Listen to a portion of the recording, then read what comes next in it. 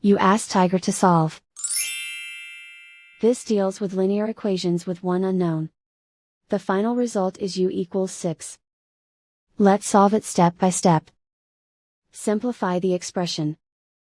Expand the parentheses. Simplify the arithmetic. Group all u terms on the left side of the equation. Add 7u to both sides. Group like terms. Simplify the arithmetic. Group like terms. Simplify the arithmetic. Group all constants on the right side of the equation. Add 31 to both sides. Simplify the arithmetic.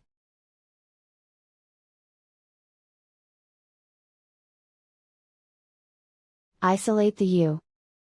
Divide both sides by 11. Simplify the fraction.